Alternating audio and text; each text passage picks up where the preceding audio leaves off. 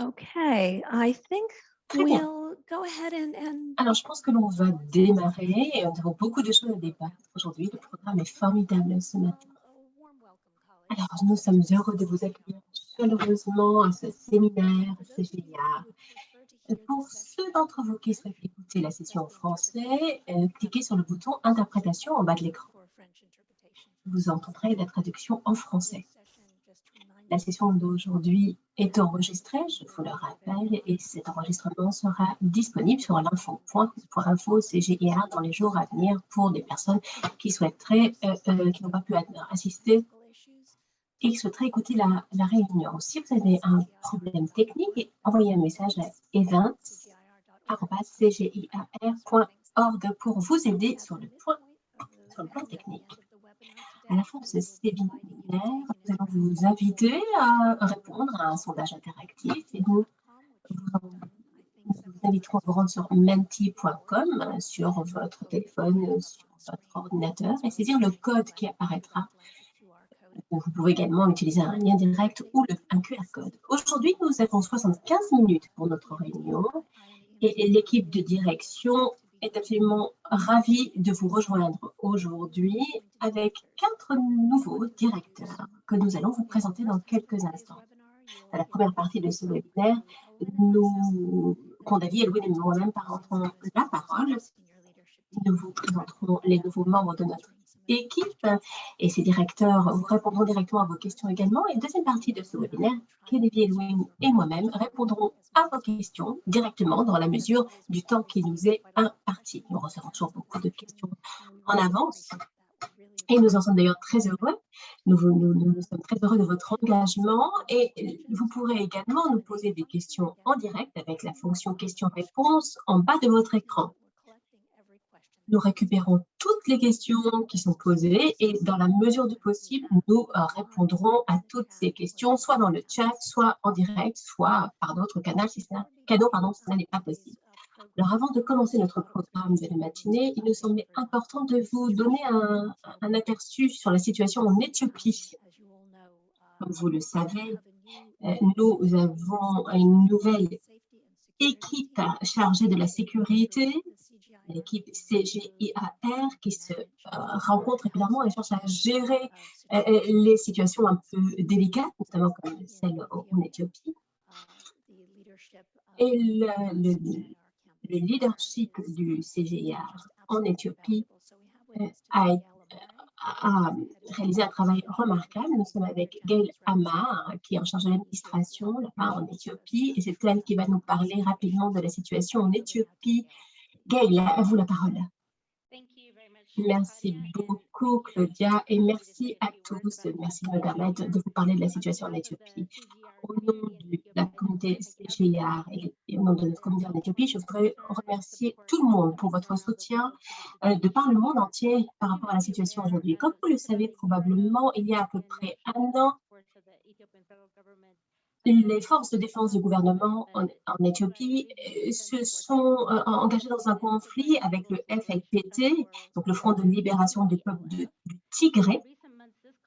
Et récemment, le conflit s'est développé au-delà de la région du Tigré, donc dans le nord du pays. Et le conflit s'est déplacé vers le sud et vers l'est de la région du Tigré. Le 4 novembre 2021, le gouvernement a déclaré l'état d'urgence au pays et le gouvernement peut ainsi est ainsi en mesure de répondre à la situation avec tous les moyens possibles. Il y a beaucoup de rapports, d'analyses, d'opinions qui sont émis sur le conflit. Le problème, c'est que potentiellement, il pourrait y avoir des interruptions de communication, notamment les routes commerciales, et cela met une pression énorme sur le pays. Et potentiellement, le conflit pourrait s'étendre jusqu'à Addis Abeba, sans un espoir de résolution facile. Donc, il y a des tentatives de négociation et d'accords pour mettre un terme à ce conflit. Malheureusement, pour l'instant, les résultats ne sont pas tangibles.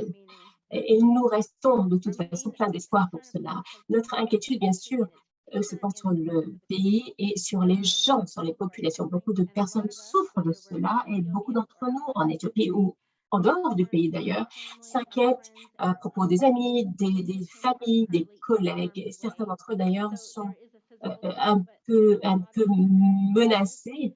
Et pour les gens comme nous qui sont à Addis Abeba, la situation reste calme, même s'il y a beaucoup d'inquiétudes pour certains collègues, pour certaines familles par rapport aux tensions à venir. Donc,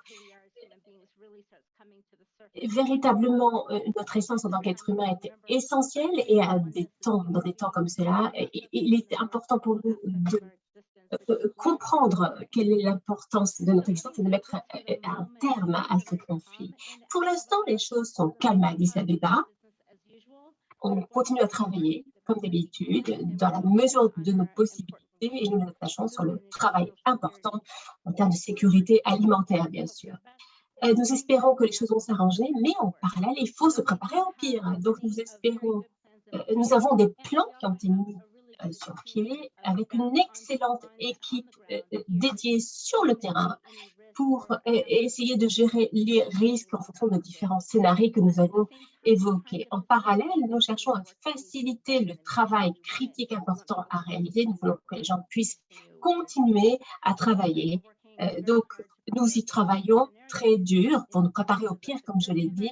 En termes de sécurité, eh bien, nous faisons de notre mieux pour protéger le staff et leur permettre de revenir dans les bureaux.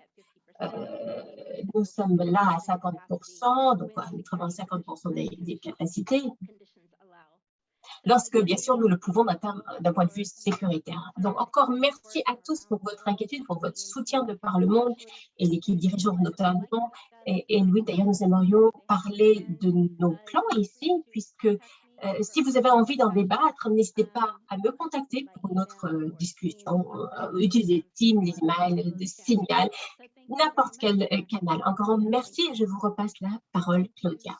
Merci beaucoup, Gail. Je pense parler au nom de tous et exprimer tout notre soutien, notre solidarité pour le peuple d'Éthiopie et pour nos collègues, leurs familles là-bas et toutes les personnes qui y vivent dans des moments tellement difficiles. Et je voudrais également remercier au nom de tous le travail que vous, Jimmy Smith, l'équipe de sécurité, toutes les équipes sur le terrain réalisent en Éthiopie pour s'assurer que tous nos collègues sont protégés.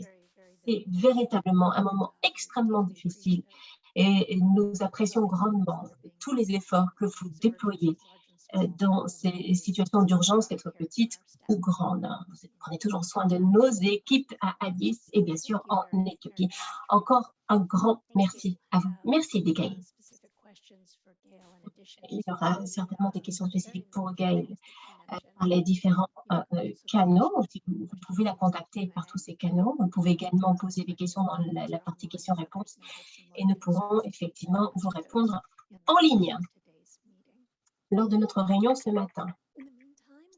Alors, en parallèle, nous allons maintenant avoir un petit update mis à jour de la part de l'équipe dirigeante pour comprendre ce qui s'est passé ces 2 derniers mois depuis notre dernière réunion. Kundavi, je vous passe la parole. Merci, Claudia. Alors, en termes de update, eh bien, nous avons acquis beaucoup de choses ces 2 derniers mois d'ici la fin de cette année. En termes d'innovation, et de programme en la matière et de financement, nous avons 2 grosses priorités depuis le début de cette année. Nous avons participé à des événements mondiaux dès le mois de janvier avec un certain succès, avec le sommet sur l'adaptation, également au cours de l'année avec d'autres événements importants et l'équipe CGIAR a pu prendre la parole, se faire entendre fortement sur son programme d'innovation, notamment sur le sommet sur les systèmes alimentaires ou le climat avec la COP26 notamment. Donc, il n'y avait pas forcément les membres de l'équipe dirigeante, mais d'autres scientifiques, d'autres responsables du CGIAR qui véritablement se sont expliqués, ont pu se faire entendre en termes de recherche et d'innovation pour le CGIAR. Nous avons également pu nous concentrer sur les questions des financements. C'est quelque chose qui est extrêmement critique, puis à la fois en termes de transition pour soutenir notre plan d'investissement maintenant, bien sûr, mais également pour finir l'année en cours. Et le COP a été vraiment un moment fort, la COP, pardon, a été un moment fort pour nous rassembler, les bailleurs de fonds, leurs engagements, et nous avons pu attendre 1 milliard d'engagements pour les 3 années à venir. Donc, c'est vraiment important pour notre plan d'investissement. Et bien sûr, ça n'est que le début. Nous avons encore beaucoup à réaliser avec d'autres financements bilatéraux, notamment, comme nous l'avons déjà expliqué. Et en termes de financement, nous voulons évidemment assurer une certaine diversification et nous avons notre directeur en la matière, André Sanstra, qui y reviendra.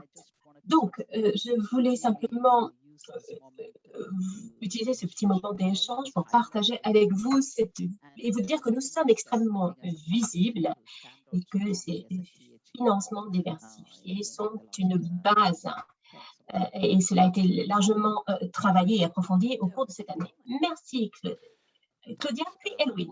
Elwin, très bien. Oui, alors, quelques éléments sur la stratégie. En fait, c'est difficile parce que beaucoup a été accompli depuis nos dernières rencontres avec des progrès considérables sur les fonds.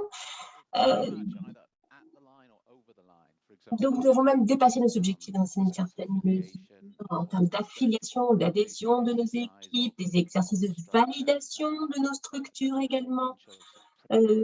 Donc, tout le travail préparatoire pour notre nouvelle structure a été accompli avec succès. Mais ce qui est important pour moi, c'est le leadership, ce sont les gens. Nous nous sommes rencontrés pour la première fois avec l'équipe One CGIAR en Rome au mois d'octobre dernier. Nous avons été accueillis par l'Alliance dans ces merveilleuses installations flambant neuves. Et nous avons pu nous rencontrer. C'était formidable de vous retrouver et de les retrouver entre nos collègues. C'est une différence énorme. Véritablement, 90% des participants ont pu se rendre en personne à Rome. Et ceux qui n'ont pas pu se faire étaient en ligne, connectés avec nous tout le temps. Et véritablement, ça permet de construire cette énergie, cette confiance. C'est absolument nécessaire pour ce genre d'entreprise. Notre équipe est sur tous les fronts. Roland a affiché les diapos. Vous voyez les noms de notre équipe de leadership telle qu'elle est constituée. L'équipe est complète avec l'équipe dirigeante, EMT, les directeurs régionaux, seniors, globaux. Donc, ça fait vraiment partie du processus de changement. Cette équipe est absolument critique. Et je dois admettre que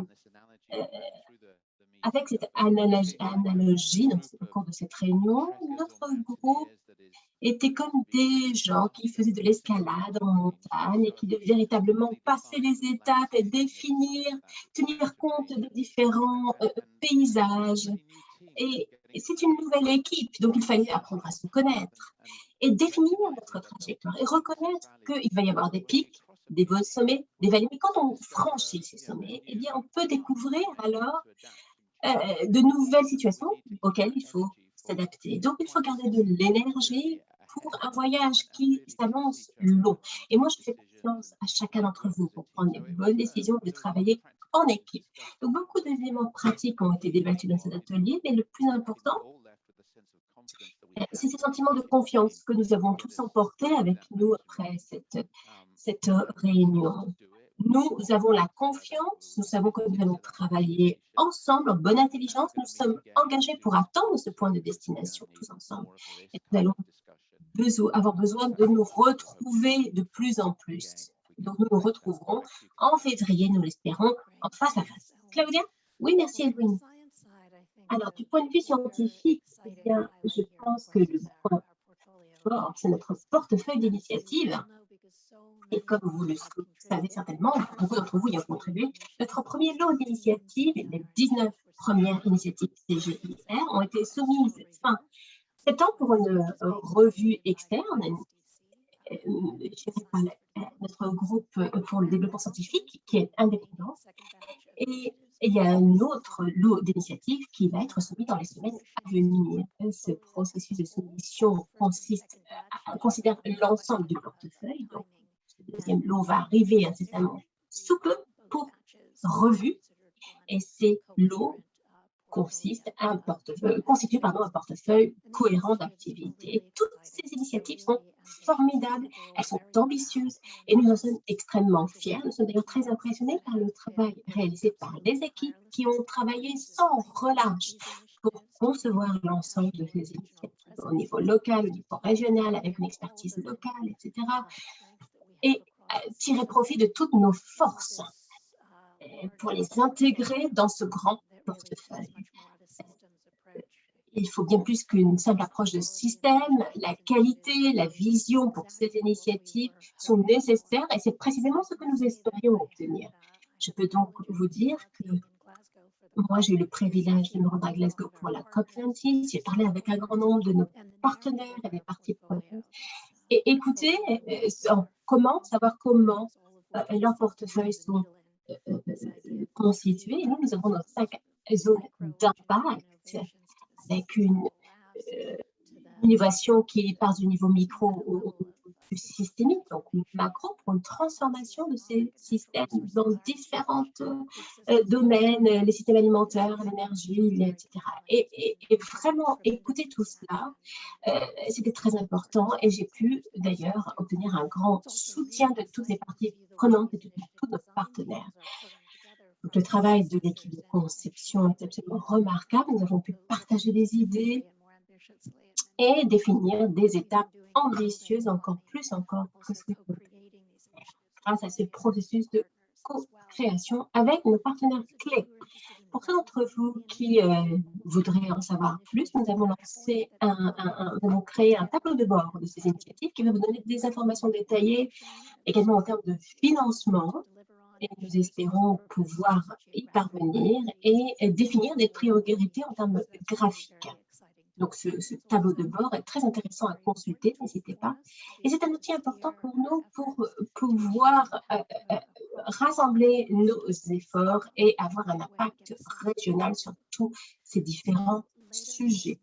Donc, au cours de ce mois, nous allons nous rencontrer avec le board du système, puis avec le conseil du système pour confirmer les financements alloués à ces initiatives qui seront donc développées dès le mois de janvier 2022. Donc, je vous le disais, nous avons beaucoup de travail à accomplir, c'est formidable et encore un grand merci à toute notre équipe, à nos équipes techniques qui ont défini ces équipes et bien sûr à nos directeurs scientifiques, Martin, Barbara, pour leur gouvernance et leur travail avec tout le support qui a été apporté. Samia, son équipe, le sommet, etc. Et nous concevons également préparons un cadre pour obtenir ces résultats et l'évaluation des résultats. Et cela a une résonance forte avec tous nos partenaires. Donc, beaucoup de choses formidables nous attendent. Et je vais maintenant passer la parole à Kundavi, qui va pouvoir présenter nos nouveaux directeurs. Merci. Yeah, very excited about Merci Claudia. Donc effectivement, écoutez, je suis vraiment ravie par cette nouvelle équipe de leadership. Alors, ça a pris un peu de temps, mais voilà, ils sont là avec nous, c'est parfait. Je vais leur demander de se présenter, de parler un peu de leur vision, de leurs priorités, alors qu'ils vont désormais occuper ce nouveau poste. Alors, vous avez déjà pu lire leur biographie, vous savez d'où ces personnes viennent, donc pas la peine de répéter tout ce qu'elles ont déjà accompli dans leur poste précédent, mais je vais commencer par Temina, qui est directrice régionale Asie du Sud. Et Temina va nous parler de la région. Temina, dites-nous ce que vous comptez faire en matière de transition et ce que vous allez faire avec votre équipe. Merci. Merci beaucoup, Kundavi. Alors, tout d'abord, j'aimerais dire bonjour à tout le monde, quelle que soit l'heure qu'il est chez vous. Je suis vraiment ravie de pouvoir m'adresser à vous tous. Alors, très rapidement, j'aimerais remercier ceux d'entre vous qui ont pris contact il y a quelques semaines. Vraiment, j'ai apprécié vos propos fort aimables et certains ont proposé également de me faire rencontrer d'autres personnes de la région. Alors, c'est mon troisième jour à ce nouveau poste. Alors, je n'ai pu rencontrer qu'un petit nombre d'entre vous dans la région, mais j'ai hâte vraiment de rencontrer le plus grand nombre de personnes possible, alors en ligne dans les semaines qui viennent. Et dès que je serai à Delhi, eh bien, je pourrai également me rendre un peu partout dans la région. Alors vraiment, ce qui m'intéresse, c'est de pouvoir aussi travailler avec l'ensemble de l'organisation. J'ai un grand nombre de nouveaux collègues dans l'équipe de leadership et nous allons travailler étroitement les uns avec les autres. J'ai hâte également de travailler avec un grand nombre d'entre vous à travers l'organisation, des gens avec qui je n'ai pas encore eu l'occasion de travailler. Vraiment, c'est quelque chose que j'ai hâte de faire. Alors, dans le temps qui m'est imparti, j'aimerais vous parler rapidement de ce rôle en Asie du Sud. Et je vais peut-être vous faire part de deux, trois réflexions aujourd'hui. Alors, tout d'abord, j'aimerais vous parler un petit peu de ce à quoi j'ai réfléchi alors que je me préparais à occuper ce nouveau poste. C'est vraiment l'ensemble des opportunités qu'il y a dans l'Asie du Sud. J'ai passé 10 ans dans la région, j'y ai travaillé, j'y ai vécu et j'ai toujours bien pris conscience de la grande diversité des besoins et des ambitions aussi que l'on trouve dans l'ensemble de la région. Et également, au sein de chaque pays, c'est le cas. Si on y réfléchit, par exemple en Inde, les ambitions sont très clairement mondiales. Rien qu'à voir ce qui s'est passé lors de la COP26 la semaine dernière, on voit bien qu'ils souhaitent renforcer la coopération sud-sud et vraiment, ils se considèrent déjà comme étant des partenaires et égaux sur un plan égal en termes de recherche notamment. Alors, si on pense au Bangladesh, alors effectivement, il y a beaucoup de fierté. C'est un pays qui est sur une bonne trajectoire en matière d'accroissement des revenus.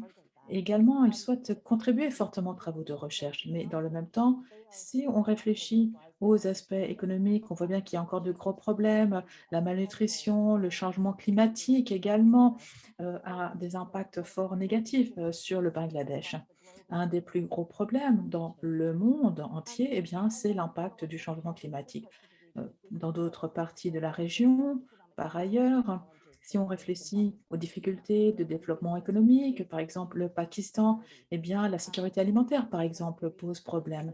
Il peut y avoir également des problèmes politiques, et c'est le cas au Sri Lanka, ça a un peu ralenti nos travaux là-bas. Donc, vraiment, on parle d'une région qui est extrêmement diverse. Les cas sont vraiment extrêmement différents les uns des autres.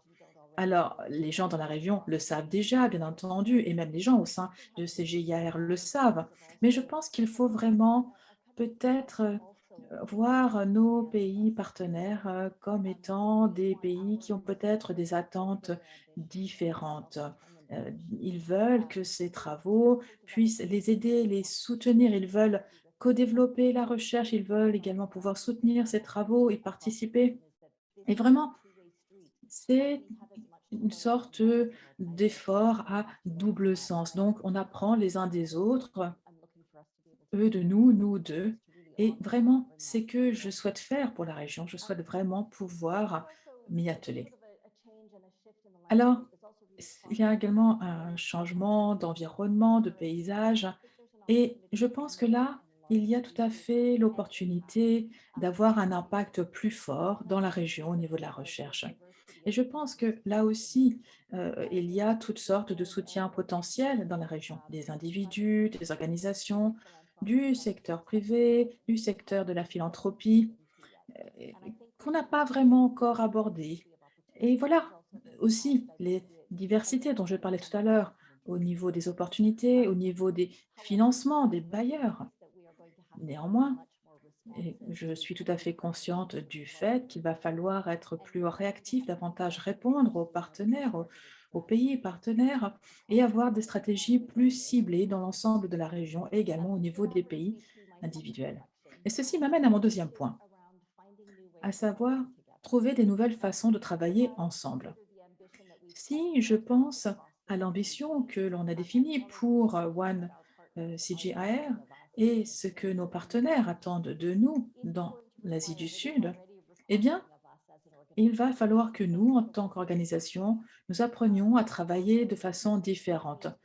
Pour l'Asie du Sud, cela signifie réunir un ensemble de groupes qui ont déjà leur propre façon de travailler, des façons de travailler qui ont fait leurs preuves jusqu'à maintenant et qui ont procuré beaucoup d'avantages, de bénéfices, mais il faut penser différemment, il faut essayer des nouvelles choses et il est fort probable que nous fassions quelques erreurs ce faisant, mais c'est comme ça, il faut l'accepter, mais je pense qu'on peut vraiment faire beaucoup plus encore pour la région.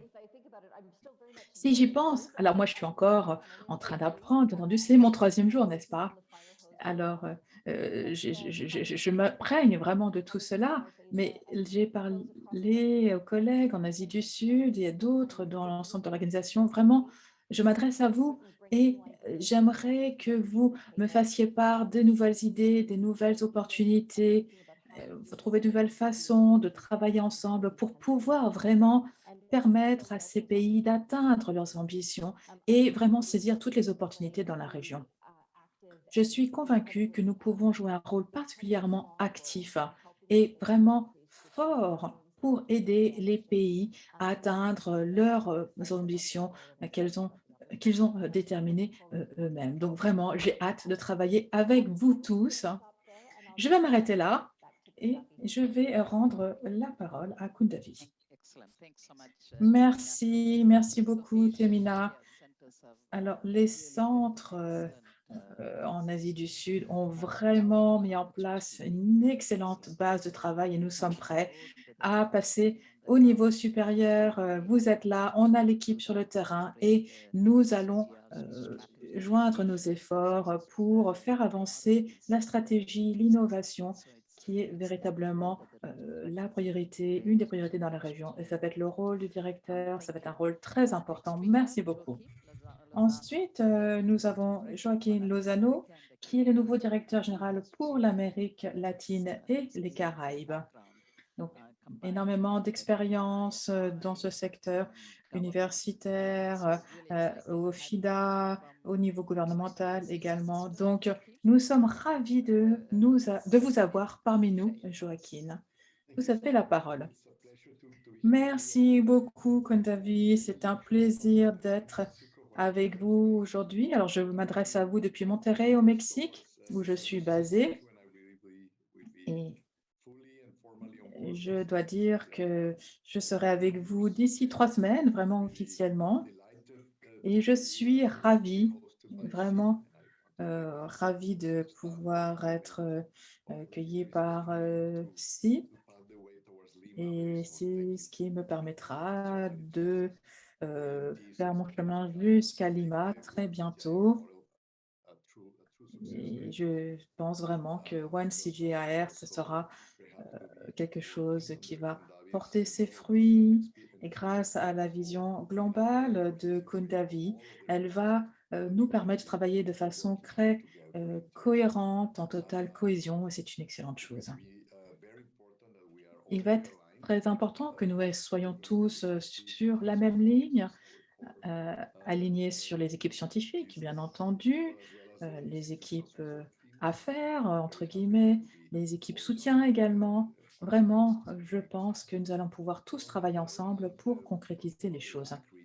Maintenant, pour ce qui est de la région que je vais diriger, eh bien, je compte bien travailler main dans la main avec les collègues ici afin d'établir de la confiance et vraiment pouvoir mettre à profit cette nouvelle ère de One CGIR et les annonces sont en train d'être faites et Kundavi en a déjà parlé vraiment.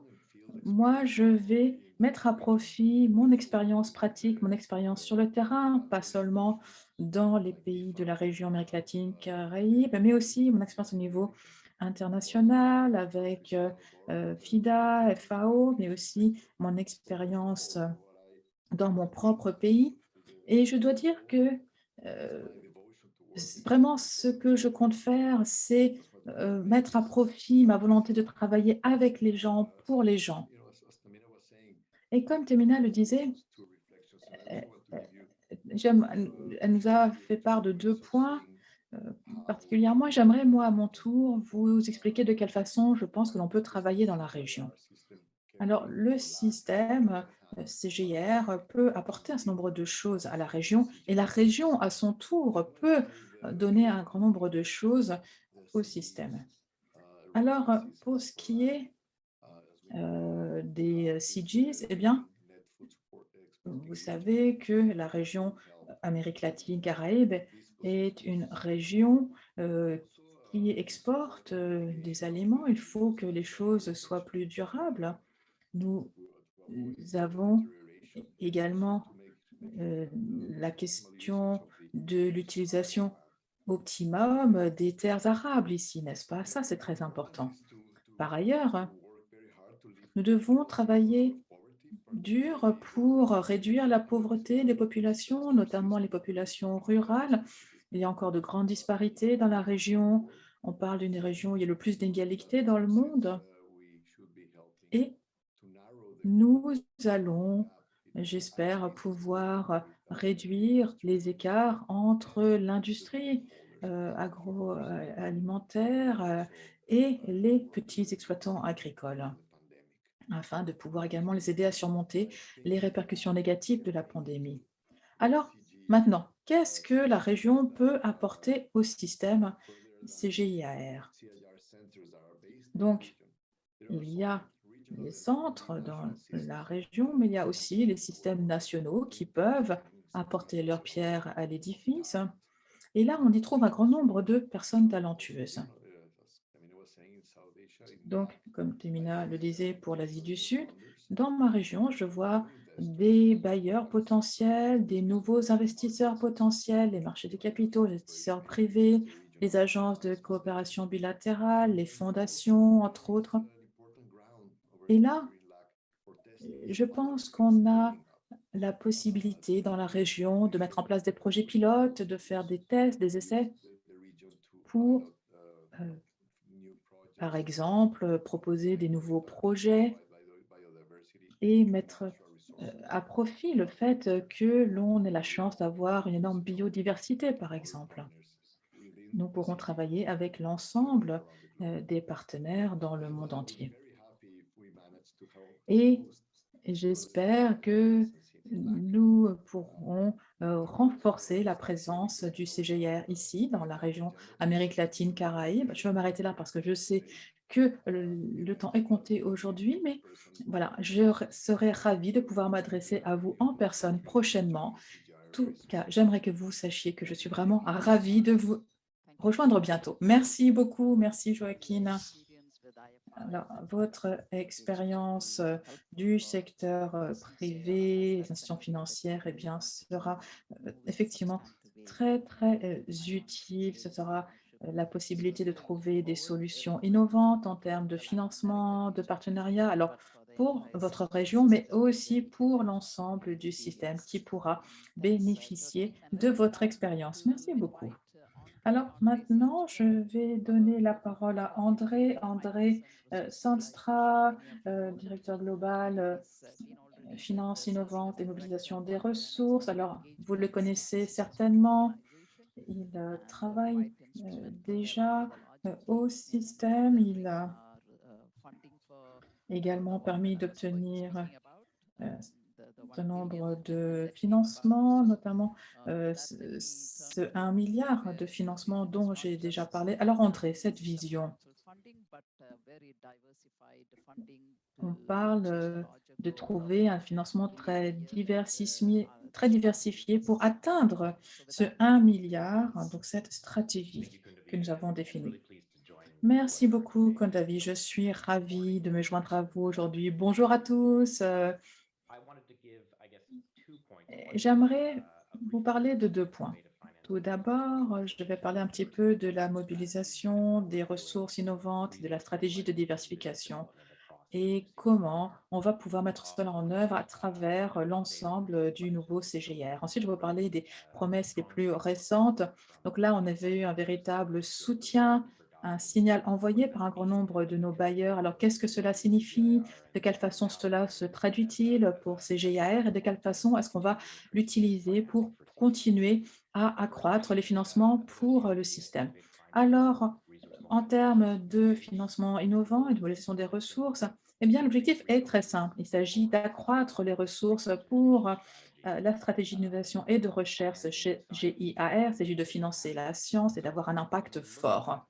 Lorsque l'on envisage les choses, il faut mettre en place une nouvelle approche, une approche plutôt entrepreneuriale, d'entreprise, pour mobiliser l'ensemble des ressources.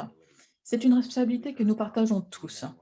On a entendu Joaquin et Temina qui ont tous deux fait part de leur intérêt et de la nécessité d'accroître les ressources dans la région. Donc ça fait partie du partage des responsabilités. Donc, pour l'ensemble de ces GIAR, il y a 3 principaux domaines: cibler des nouvelles ressources financières, des flux de financement diversifiés nouveaux et la mobilisation des financements innovants va mettre en place ces stratégies.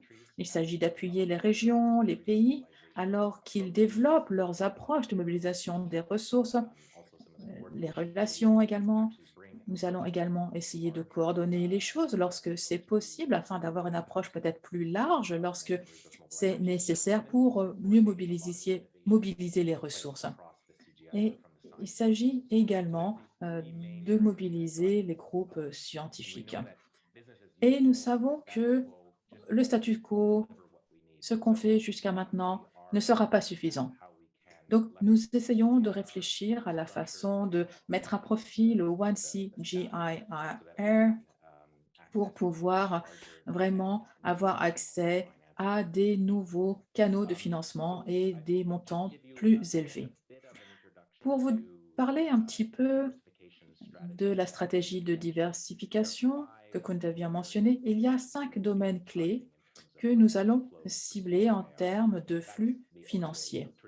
Alors, ce sont les systèmes d'aide publique au développement, ce sont les bailleurs traditionnels, les membres du conseil principalement, mais il y a beaucoup plus de possibilités accessibles par ces canaux, que ce soit le financement climatique ou d'autres types de financement, des sources de financement auxquelles on ne s'est pas encore adressé maintenant. Il y a aussi les marchés. Donc là, des nouveaux partenariats, la coopération sud-sud dont a parlé Temina lorsqu'elle a parlé de l'Inde. Donc là, ce sont des domaines auxquels nous voulons nous atteler pour pouvoir mettre en place des partenariats qui font vraiment du sens.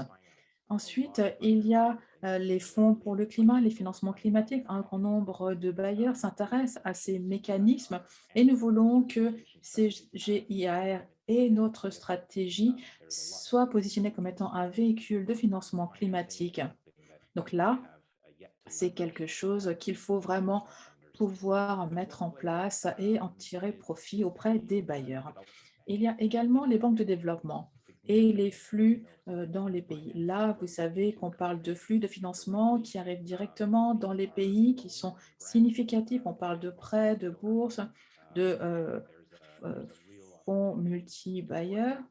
Et là, je pense qu'on peut coordonner notre approche pour pouvoir mettre en place des projets de grande ampleur qui font du sens et qui soutiennent notre stratégie d'innovation de financement. Et enfin, il y a la philanthropie et le financement privé. Donc là, on a beaucoup de poches d'excellence un peu partout au sein du système, mais on doit pouvoir avoir accès à ces flux de financement. Il faut susciter l'intérêt, il faut que les gens aient envie d'investir dans ces efforts de transformation des systèmes alimentaires.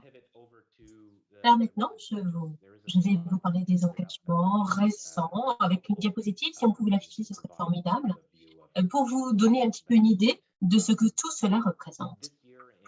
Alors cette année, en 2021, nous avons été en mesure de mobiliser $1 milliard en termes d'engagement pour le CGIA. Ce sont des engagements qui vont démarrer en 2022 et qui vont se poursuivre un certain nombre d'années avec le Global Citizen Life. C'est une plateforme avec $256 millions en termes d'engagement. Puis il y a eu des engagements au niveau de la COP26, 780 millions de dollars. Et nous allons poursuivre notre travail pour des engagements futurs. Ces engagements se déroulent sur une période de 1 à 6 ans. Ce sont des financements groupés, communs pour le CGIR. Et cela signifie une certaine stabilité en termes de financement. Donc 97% de ces milliards de dollars de financement est un engagement sur plusieurs années. Et véritablement, cela est dû au One CGIR. Donc, il y a vraiment un enthousiasme au niveau des bailleurs de fonds pour notre nouvelle structure. Et pour eux, nous allons contribuer à leur développement également. Et nous n'en sommes encore qu'au début. Nous allons trouver d'autres sources disponibles. Je vous ai parlé des 5 domaines d'action. Eh bien, là, je vous parle uniquement du financement d'aide au développement. Mais il y a beaucoup encore d'autres choses à réaliser et en attente. Alors, pour 2022-2024, qu'est-ce que cela signifie, mon ami? Eh bien, nous sommes très à l'aise avec ce financement d'1 milliard de dollars, avec d'autres prédictions en termes de financement supplémentaire. Beaucoup de cela va faire l'objet d'engagement cette année, avec des engagements continués sur un cycle de 3 ans, pour les 3 années à venir. Donc, alors, je vais peut-être m'arrêter là. Et bien évidemment, si vous avez des questions plus précises, je serai heureuse d'y répondre. Je vous repasse la parole. Koundavi, merci. Merci beaucoup, André. Et encore une fois, je voudrais vous remercier, ainsi que toute votre équipe, et que vous avez travaillé ces derniers mois pour nous amener là où nous en sommes aujourd'hui. Et la mobilisation de ressources, c'est l'activité de tous, c'est le travail de tous. Donc, André et son équipe recevront, je l'espère, toute l'aide attendue avec toutes les décisions stratégiques et les priorités à définir pour notre organisation. Et bien évidemment, la diversification des fonds est essentielle, comme l'a expliqué André. Nous avons à peine commencé ce voyage, beaucoup reste à faire. Merci beaucoup, André.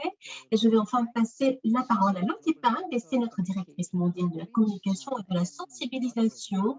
Lottie a été très expérimentée en termes de communication. Elle a travaillé pour le groupe, notamment la Banque mondiale et le secteur privé. Nous sommes très heureux de vous accueillir parmi nous. Le CGIR a vraiment besoin de communication stratégique, intelligente, en interne, en externe. Donc, nous sommes heureux de vous accueillir. La parole est à vous. Merci beaucoup, Koundavi. C'est formidable d'être avec vous et enfin de vous rejoindre et de pouvoir travailler avec un grand nombre de collègues dès la première semaine. Je voudrais vous dire tout d'abord que je suis convaincue que le CGIR est vraiment au bon endroit, au bon moment. Exactement comme la science a proposé des solutions pour combattre le Covid, nous savons que la science est essentielle pour répondre aux défis mondiaux que nous rencontrons. Mais la science doit être un soutien. Pour cela, il faut qu'il y ait un environnement politique favorable, des financements, de la communication et des bons partenaires. Donc pour moi, c'est un honneur d'être avec vous et de pouvoir contribuer à ce moment fort dans l'histoire de l'humanité. Je voudrais parler un petit peu de ce qui sera nécessaire pour avoir une communication de renommée mondiale au sein de notre groupe. J'ai entendu beaucoup de feedback très positifs sur l'équipe de communication. Donc, c'est formidable et je sais que nous démarrons dans une position de force avec beaucoup d'expérience, beaucoup d'expertise au sein de nos équipes. Mais la communication en tant que One CGIR doit impliquer des choses différentes. Nous travaillons évidemment en termes de priorité et de trouver les ressources pour soutenir notre communication interne, externe, avec une nouvelle image dévoilée au mois de janvier prochain. Ça, c'est formidable. Nous avons besoin de positionner cette image et nous démarquer avec une communication et une stratégie qui va soutenir nos objectifs mondiaux et s'attacher à avoir un impact fort en termes de communication. La stratégie impliquera des priorités pour éviter les redondances et la concurrence. Avec de nouveaux partenariats, de nouvelles relations au niveau global avec l'ensemble des parties prenantes pour proposer des qualités, des contenus de qualité, des événements de qualité avec des campagnes, des partenaires qui vont nous positionner comme leaders et agents novateurs. Nous allons partager au sein de l'organisation, nous allons construire nos capacités de communication et permettre à une armée de communicants parfaitement préparés de se développer pour permettre de gérer notamment les risques en termes de réputation. Ce sont quelques-unes des idées. Bien sûr, je vais les développer à l'avenir, mais c'est juste mon 3e jour ici dans ma nouvelle position. Donc, c'est juste un début. Et bien évidemment, je serai très heureux de vous entendre, d'entendre vos idées en termes de communication et de savoir comment cette communication, cette mobilisation peut vous aider dans votre travail avec vos équipes. Je voudrais également nous challenger tous, puisque le changement partout est absolument époustouflant. Nous devons solliciter les publics et trouver de nouvelles manières de le faire. Nous sommes dans un monde où les gens adorent Netflix, les documentaires, et TikTok, avec 1,2 milliard de followers, et moi je fais partie.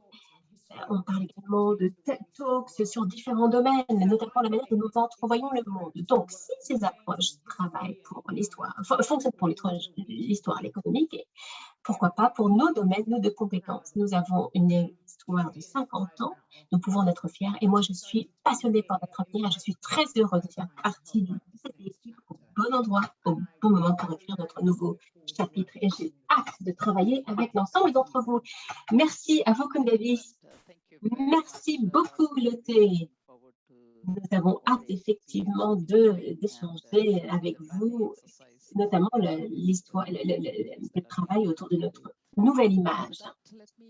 Alors, ceci m'emmène à vous repasser la parole, Claudia, puisque nous avons présenté le nouveau directeur et nous avons notre équipe au complet. Je vous repasse donc la parole, Claudia. Merci beaucoup, Kundavi, et je voudrais apporter ma piste et accueillir très chaleureusement nos nouveaux directeurs, de renforcer notre équipe formidable déjà, formidable, et c'est formidable, c'est très intéressant des perspectives de travail en coopération, et nous attendons avec impatience les contributions de ces nouveaux directeurs pour utiliser au mieux toutes nos forces. Un certain nombre de questions sont déjà disponibles dans la partie questions-réponses. Et en fait, ce que nous souhaitons faire, c'est que Lotte va être notre modératrice pour répondre à vos questions destinées à nous tous. Donc, j'espère que nous allons pouvoir intégrer ces nouvelles questions dans la partie déjà préparée. Et Lotte, vous allez d'ores et déjà travailler. Je vous repasse la parole. Merci, Claudia. Dit Lotte. Alors, effectivement, je me jette dans le grand bain. J'adore ça. Donc, nous allons commencer avec un petit sondage pour cette deuxième partie du webinaire. Vous allez voir les choses à l'écran. Quel sujet n'a pas encore été couvert? Et vous pouvez voir à l'écran qu'il y a différents canaux pour se connecter, menti.com. Utilisez le code 5521 71 07. Vous pouvez également utiliser le lien que l'on vient de partager dans la discussion, ou vous pouvez également utiliser le QR code. On va garder cela à l'écran quelques instants encore pour vous permettre de vous connecter, et puis nous allons voir les résultats, vos suggestions de sujets à couvrir. Alors, la question, je le répète, quel est le sujet qui n'a pas encore été couvert et dont il faudrait parler? Alors, voici quelques résultats d'ores et déjà. Affiliation ou adhésion, c'est très important pour vous apparemment. Les financements annuels, la transition de nos équipes, la sécurité de l'emploi, les salaires. Alors, j'espère que nous allons apporter quelques éléments de réponse dès aujourd'hui avec notre session questions-réponses. Je vais passer donc à la partie questions-réponses.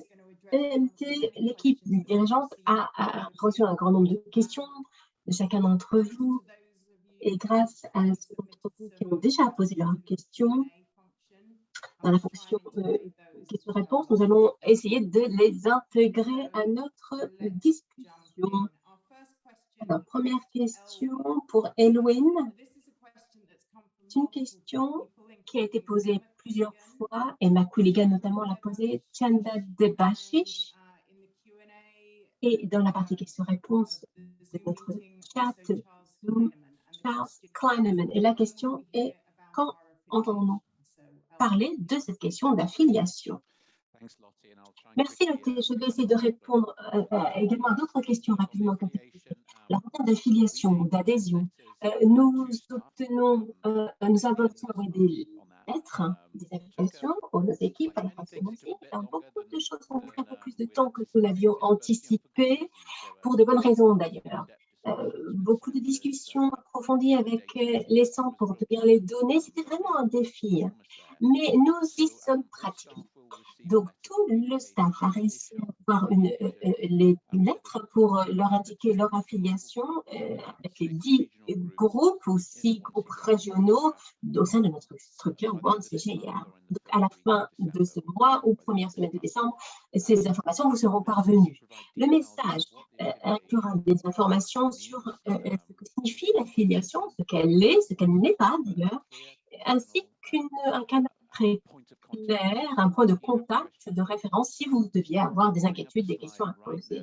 Avec une petite diapositive qui va arriver à l'écran, vous avez la liste de points de référence et ceux-ci seront répétés dans la lettre qui vous sera adressée. Un grand merci d'ailleurs à toutes ces personnes qui font nos points de contact.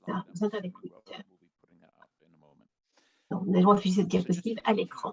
Alors, pour récapituler, eh bien, nous avons aimé cette idée de processus d'affiliation dès le début de l'année pour véritablement donner un signe clair que nous sommes tous partie du OneCGIAR. Chacun a un rôle, chacun a sa place dans cette nouvelle structure. Et c'est devenu important pour se rassembler et pour que ces directeurs régionaux globaux aient une vision de leurs équipes, de leurs capacités qui leur permet de construire, de contribuer au OneCGIAR. Donc, cette question d'affiliation a permis de comprendre quelle est la position de chacun dans cette nouvelle structure OneCGIAR avec leurs responsabilités et disciplines de priorité. Cette affiliation a nécessité beaucoup de travail par chaque entité et chaque leader, chaque directeur. Alors, qu'est-ce que n'est pas l'affiliation? Ce n'est pas un changement immédiat en termes de hiérarchie. Ce n'est pas quelque chose qui ne peut pas être changé parce que c'est gravé dans le marbre. C'est quelque chose que l'on peut encore débattre. Et j'espère que nous aurons d'ailleurs un accord plus fluide qui permettra aux personnes de passer d'un groupe à l'autre, assurer une certaine fluidité de la mobilité. Et ce n'est pas quelque chose qui va impliquer des changements immédiats dans votre travail quotidien, dans votre description de poste, de vos contrats, dans votre salaire. C'est un indicateur de la direction que nous allons prendre à l'avenir. La prochaine étape de tout cela est de pouvoir graduellement intégrer nos collègues dans la structure opérationnelle au OneCGIAR de manière plus formelle, avec des changements peut-être hiérarchiques. Ceci prendra du temps et il faudra gérer les choses avec beaucoup de soin, avec des personnes plus expérimentées, certainement, et nous allons y travailler en fin d'année et au cours de la première partie de 2022, et bien évidemment, nos équipes seront informées de ça. Encore une chose, quelle que soit la structure hiérarchique de votre structure hiérarchique ou votre groupe d'appartenance, en fait, nous ne sommes pas limités à travailler avec nos collègues faisant partie de cette unité, de ce groupe. Il y a tout un concept derrière tout cela. Nous avons des initiatives CGIAR qui sont transversales pour permettre aux équipes de se rassembler, de travailler ensemble sur des projets ou des questions institutionnelles à résoudre. Donc, nous n'allons pas nous limiter, nous confiner à un certain périmètre. D'autres questions notées sur un QG global ou pas. En fait, dit Elwin, ce n'est pas la voie empruntée. Nous ne sommes pas encore de définir une organisation avec un QG traditionnel. L'une de nos forces, c'est qu'il y a une répartition de nos capacités. Et avec les technologies modernes, nous pouvons avoir un groupe de leadership qui ne soit pas basé dans un seul et même lieu pour travailler avec les différents directeurs régionaux. Nous avons des équipes nous avons Rome, Washington, Paléo, qui sont un certain nombre de QG. Nous pouvons également travailler en Nairobi, au Mexique, au Pérou, etc., etc. Donc, dans toutes les régions clés pour notre organisation. Et c'est une force que nous souhaitons conserver pour ne pas avoir une multiplicité de QG, évidemment, dans notre approche. Troisièmement, il y a une question sur les frais généraux et les financements de la recherche. Ça, c'est notre intention, effectivement, de transférer ces fonds de recherche. Ma vision, notre vision aussi, c'est que nous allons augmenter nos capacités de financement et nous allons accorder à une proportion plus forte de ces financements à la recherche, parce que nous allons permettre une meilleure qualité, une plus grande efficacité, et ainsi le taux de le financement au niveau des dépenses corporates va être moindre par rapport au budget alloué à la recherche, puisque ça va permettre d'améliorer en fait, notre efficacité et nos services. Donc, effectivement, c'est une aspiration, c'est un souhait. De la même manière que nous souhaitons améliorer tout soutien à la recherche. Lotte, je vous passe la parole. Merci, Elwin. D'autres questions, d'avoir répondu à ces questions. Kundavi, la question suivante est posée par Moses, CMB. Quand est-ce que l'engagement avec les systèmes de recherche nationaux pour l'agriculture vont commencer? Et autre question posée par Charles Kahneman, allons-nous changer de nous? One CGIA parle à ceux qui connaissent bien les processus, mais pas un public plus large. Donc, nouveau logo, nouveau nom. Et moi, j'aurais pu y répondre, mais ce n'est que ma première semaine. Donc, je vais passer la parole à Kundavi pour cela. Merci beaucoup, Lotte. Alors, deux questions très importantes, effectivement. Au niveau des systèmes agricoles nationaux, nous avons déjà une structure et c'est essentiel pour notre nouvelle stratégie, ce partenariat. Le partenariat pour l'impact ne peut pas se faire sans avoir un système de ressources nationales et la conception de nos initiatives et la mise en œuvre de ces initiatives.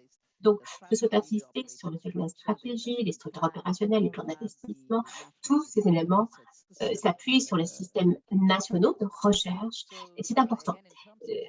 En termes de ce que nous avons accompli à l'heure actuelle, les directeurs régionaux ont d'ores et déjà lancé un certain nombre de conversations avec Ali, au niveau avec une conversation avec les partenaires, notamment en Afrique du Sud, avec un réseau, avec le système de recherche national, pour parler avec l'ensemble des partenaires essentiels et élargir nos débats.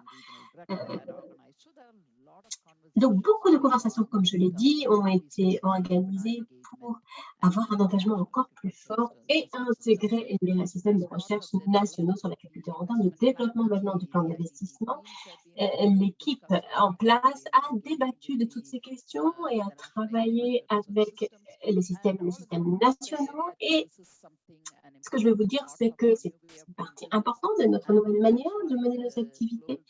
C'est la raison pour laquelle les nouveaux directeurs pour les partenariats équidoyaux travaillent sur ces questions, notamment développer un cadre qui a été finalisé pour faire partie également de la structure opérationnelle au niveau régional, global, avec les contributions de nos directeurs scientifiques. Nous travaillons également avec nos propres agences, notamment en termes de système de recherche mondial, pour travailler de manière plus intégrée.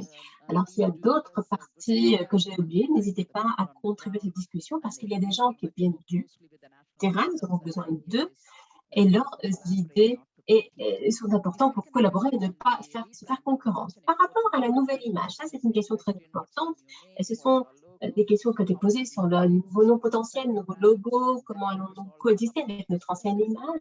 Et donc, c'est effectivement très important. Beaucoup de travail a été réalisé ces derniers mois, notamment avec l'équipe de communication qui a beaucoup travaillé en interne, des discussions, des enquêtes pour prendre le pouls de nos équipes. Et également avec d'autres parties prenantes comme les membres du board et les bailleurs de fonds. Alors, nous sommes engagés à cela tous ensemble et nous avons une politique de promotion forte pour nous aider à réaliser un certain nombre de sondages en dehors de la structure, avoir l'opinion de différents marchés externes. Et c'est un exercice qui va être réalisé maintenant au cours des semaines à venir. Et une fois que nous avons une organisation finalisée, nous serons alors en mesure de partager cela avec tout en termes de résultats, de nouveaux noms, de logos, de la manière dont nous allons combiner avec intelligence l'image centrale et l'image de One CGIAR dès le mois de janvier. Donc, c'est quelque chose qui est planifié en conjonction avec le plan d'investissement, l'initiative lancée en la matière, dont nous le ferons tous ensemble. Encore une fois, nous allons réaliser cela dès le mois de janvier 2022 et nous vous solliciterons bien évidemment pour prendre vos opinions là-dessus. Je vous repasse la parole, Lotte. Thank you, Kundavi. And now back to Merci, Cloud. Kundavi. Alors maintenant pour Claudia, une question de la part de Chitu Adenipekun. Alors de quelle façon CGIAR va intégrer les jeunes dans ces initiatives, notamment en ce qui concerne l'agribusiness? Écoutez, merci beaucoup. C'est une excellente question. C'est une question qui n'a pas encore été posée, je crois, jusqu'à maintenant. Alors, il faut savoir que avec l'égalité hommes-femmes, eh bien, les jeunes font partie de nos priorités d'impact et ce, dans les années qui viennent. Et vraiment, on veut intégrer les jeunes de plus en plus. Nous savons que, par exemple, en Afrique, il y aura 100 millions de jeunes qui vont entrer dans le monde du travail dans les 10 ans qui viennent. Et nous voulons nous assurer que ces jeunes puissent, s'ils le souhaitent, et j'espère qu'ils en auront envie, puissent trouver des opportunités d'emploi dans l'agriculture à l'avenir. Ce qu'on n'a pas encore vraiment, ce qu'on ne sait pas encore vraiment, c'est où seront ces initiatives exactement. Nous savons qu'il y aura des opportunités d'initiatives qui portent sur la chaîne de valeur, par exemple, des initiatives intégrées qui cherchent à œuvrer à l'échelle régionale, par exemple. Donc, il y aura beaucoup d'engagement avec les jeunes. Par exemple, on aura également du travail qui sera fait avec les jeunes entrepreneurs, les villes résilientes, et aussi on pourra renforcer les capacités, travailler avec des réseaux. Et nous allons également continuer le travail qui est fait en matière, par exemple, de développement et de recherche pour ce qui est des femmes dans le secteur agricole. Et nous allons aussi cibler des interventions, par exemple avec l'initiative HER+. Et nous penchons également sur des initiatives en Afrique de l'Est et dans le sud de l'Afrique. Là aussi, nous avons des paquets de travail sur l'engagement des jeunes et la façon de fournir des bourses de l'assistance technique aux PME, par exemple, pour leur donner accès au réseau. Merci beaucoup. Merci. Alors, nous avons une question par Sylvia Oyelola. Est-ce qu'on peut voir cette question à l'écran, s'il vous plaît? C'est une question qui a été enregistrée. Bonjour. Alors, ma question est la suivante. Quels sont les 3 défis auxquels vous avez été confrontés dans le cadre de ce processus de transition? Merci. Merci beaucoup, Sylvia, pour cette question. Et c'est Elwin qui va répondre. Alors, je vais être un peu plus bref que ce que j'aurais aimé parce que nous sommes un petit peu en retard sur l'horaire. Mais alors, les défis sont considérables. On fait quelque chose qui n'a, je crois, jamais été fait dans le système des organisations internationales. Et si nous y parvenons, nous servirons d'exemple. Et je pense que ce sera le cas d'ailleurs. Alors, bien entendu, il y a ce nombre de défis à relever. Très brièvement, le fait que ce soit un changement séquentiel et les choses évoluent avec le temps. Bientôt, on aimerait tous avoir une sorte de plan, on saurait exactement ce qui va se passer, qui va aller où, là où il y aura peut-être des goulots d'étranglement, des embouteillages. Ce n'est pas le cas, c'est une transition, il faut avancer, on arrive à un point, on regarde le GPS, on regarde où on va par la suite, et c'est comme ça, c'est normal, c'est un processus de changement, de transition. Donc ça fait partie des défis. Deuxièmement, il y a aussi la question du temps et de capacité. Voilà, on doit mettre à profit le personnel que l'on a et on doit faire tout ce travail avec les gens à disposition. C'est un véritable défi, évidemment. Nous essayons de gérer le rythme pour ne pas trop le ralentir du fait des contraintes de temps et de capacité. Alors ensuite, il y a la question des informations. Avoir les informations nécessaires pour pouvoir avoir une trajectoire très précise.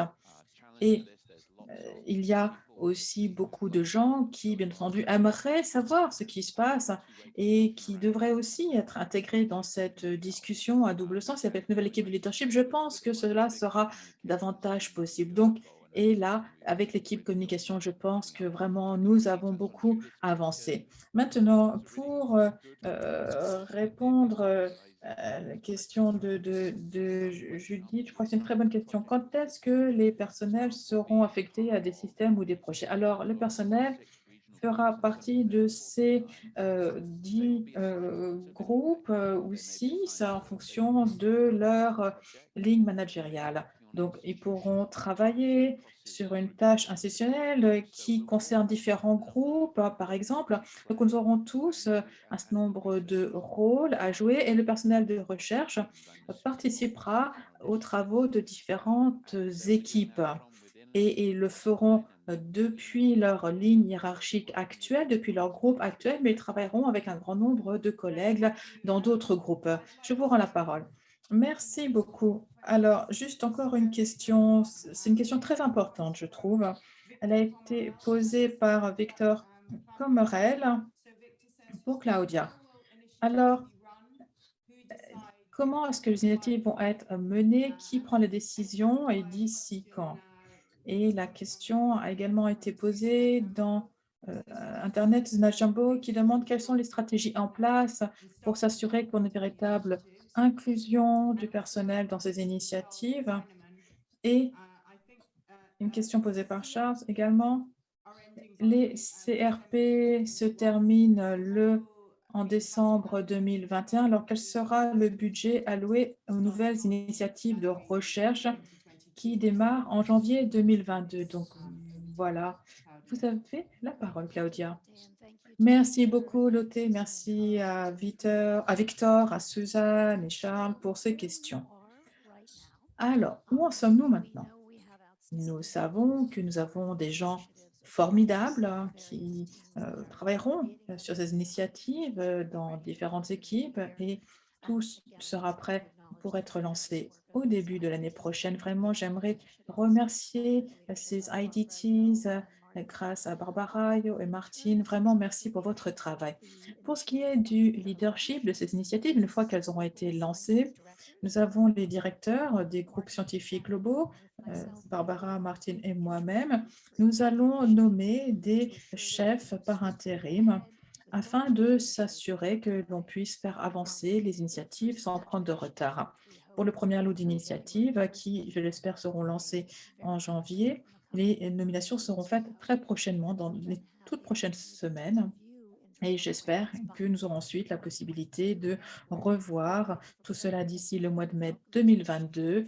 Et lorsque ce sera approprié, bien, on pourra demander à des gens de se porter candidat pour des contrats à plus long terme. Alors,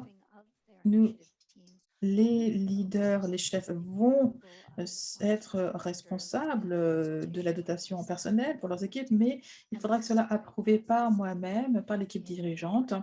Et ça vise à permettre que l'on puisse vraiment faire preuve d'inclusion et que l'on puisse vraiment tirer profit de toute l'expertise dont on dispose ensemble du système, tout en respectant l'équilibre entre les hommes, les femmes, les géographies, etc. Donc, il y a un processus en ligne à cet effet. Maintenant, pour ce qui est du budget, vous allez voir dans le tableau de bord dont je vous ai parlé tout à l'heure, des descriptions de l'ensemble des initiatives, mais aussi les budgets proposés.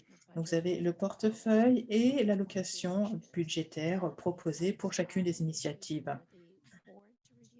Alors, ce sera au board de passer en revue ces différents éléments. Le conseil également, au mois de décembre, les bailleurs de fonds pourront faire leurs promesses et décider d'allouer des fonds à telle ou telle initiative ou d'engager leurs fonds pour l'ensemble du portefeuille. Et tout cela sera repris dans le fin plan pour l'année prochaine. Et je demande à Carmen quel est le terme exact et ce sera approuvé par le système du conseil en décembre. Donc, c'est le système de financement qu'on a eu jusqu'à présent. Et les bailleurs de fonds vont continuer à faire part de leurs priorités et désigner les projets, les initiatives qu'ils souhaitent financer. Alors, voilà donc ce qui nous permettra d'entreprendre 2022 tout de bons auspices. Alors, merci beaucoup Claudia, merci pour ces réponses. Nous avons réussi à répondre à certaines des questions qui étaient posées sur Internet. Alors, pour ceux qui n'ont pas eu de réponse à leurs questions aujourd'hui dans la vidéo, eh bien, nous vous enverrons des réponses par écrit. Nous allons conclure avec un tout dernier sondage pour ce qui est des prochains webinaires et communications sur la transition. Eh bien, quels sont les sujets sur lesquels vous souhaiteriez en savoir plus? Alors, allez sur menti.com, vous voyez le code à l'écran. Vous pouvez utiliser le lien direct qui vient d'être partagé dans le chat ou utiliser le code QR qui s'affiche à l'écran en ce moment même. Alors, qu'est-ce que ça donne?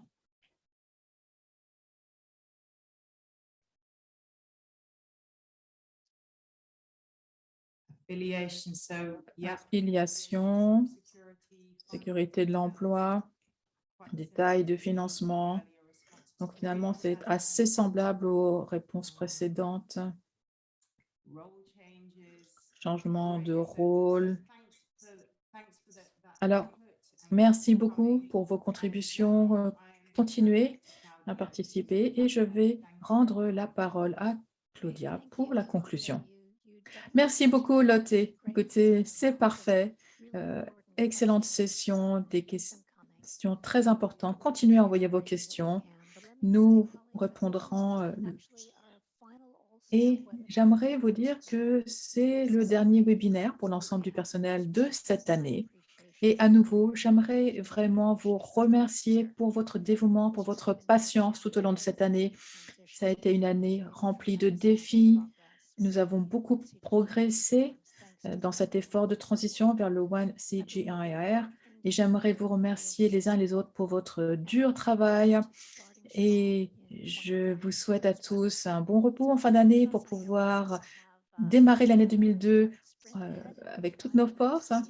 Alors, c'est le dernier sprint, c'est le sprint final avant la fin de l'année. Je pense que c'est un peu le cas tous les ans, n'est-ce pas? Je vous souhaite à tous, en tout cas, vraiment d'avoir des moments de repos à la fin de l'année pour pouvoir vous recharger, pour pouvoir aborder tout ce qui nous attend l'année prochaine, une année pleine de choses tout à fait intéressantes. Nous avons une équipe de leadership vraiment formidable et je pense que nous aurons toutes les forces et toute la cohésion nécessaire pour aborder l'an prochain. En tout cas, ça, c'est mon vœu pour la nouvelle année. Merci à tous. Nous espérons vous voir les uns et les autres très bientôt. Portez-vous bien. Merci. Au revoir. Merci.